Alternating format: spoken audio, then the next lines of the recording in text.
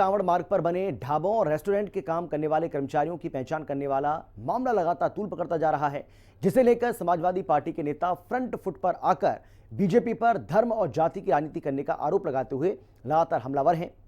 इसी बीच सपा नेता रविदास मेहरोत्रा जी की ओर से बीजेपी पर हमला करते हुए बीजेपी और आतंकवादियों को एक समान बताया।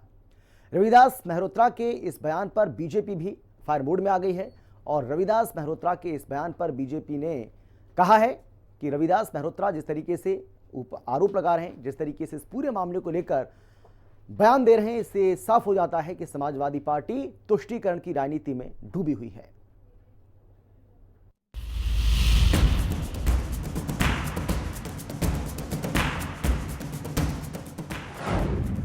यूपी की लड़ाई जाति तक आई।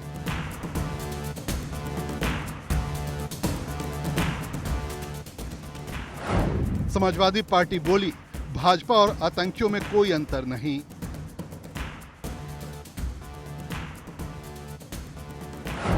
ब्रजेश पाठक बोले, तुष्टीकरण कर रही है समाजवादी पार्टी।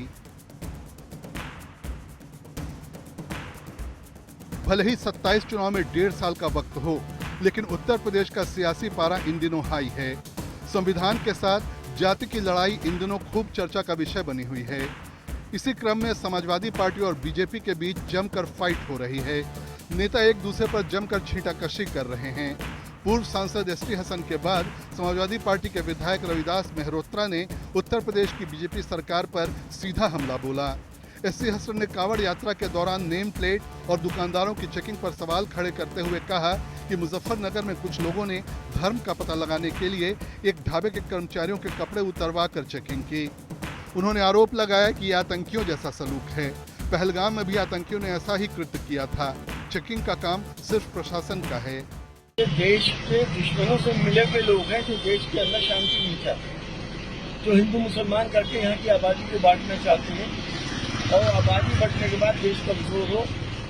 इनका एक एजेंडा है, लोग इस बात को समझ नहीं रहे, लेकिन धर्म की आड़ में धार्मिक ब्लैकमेल करके ये सब हरकतें कर रहे हैं। किसने ये राइट दिया इनको कि ढाबों की चेकिंग करें? कि किसने इनको ये राइट दिया कि लोगों की पैंटें उतरवाएं? क्या इनमें और उन आतंकवादियों में कोई फर्क है जिन्होंने धर्म पूछ के पहलगाम के अंदर गोलियां मारी थी? इसी बीच समाजवादी पार्टी नेता रविदास मेहरोत्रा की ओर से बीजेपी पर हमला बोलते हुए बीजेपी और आतंकवादियों को एक समान बताया। मेहरोत्रा ने कहा कि भारतीय जनता पार्टी और आतंकवादियों में कोई फर्क नहीं है। बीजेपी और आतंकवादी दोनों धर्म और जात पूछकर हमला करते हैं। कांवड़ यात्रा के समय जो लोग दुकान लगाते हैं उनको उनका जाति और धर्म पूछना पूर्ण रूप से अनुचित है। भारतीय जनता पार्टी और आतंकवादियों में कोई अंतर नहीं है। भारतीय जनता पार्टी के लोग भी धर्म और जाति पूछ करके हमला करते हैं और आतंकवादी भी धर्म पूछ करके हत्या करने का काम करते हैं। तो भारतीय जनता पार्टी और आतंकवाद में कोई अंतर नहीं है। उनका बयान सामने आने के बाद भारतीय जनता पार्टी की ओर से डिप्टी सीएम ब्रजेश पाठक ने समाजवादी पार्टी पर करारा हमला बोला। उन्होंने कहा कि समाजवादी पार्टी मजहबी तुष्टीकरण के लिए जानबूझकर ऐसे बयान दे रही है। समाजवादी पार्टी सोची समझी साजिश के तहत जानबूझकर के बारी बारी से बयान देकर सांप्रदायिक सद्भाव को खतरे में डालने का प्रयास कर रही है।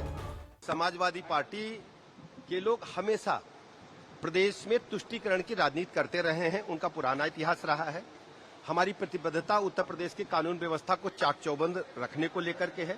हर स्थिति में हम कानून व्यवस्था को मेंटेन करेंगे और कांवड़ यात्रा सुव्यवस्थित संपन्न हो।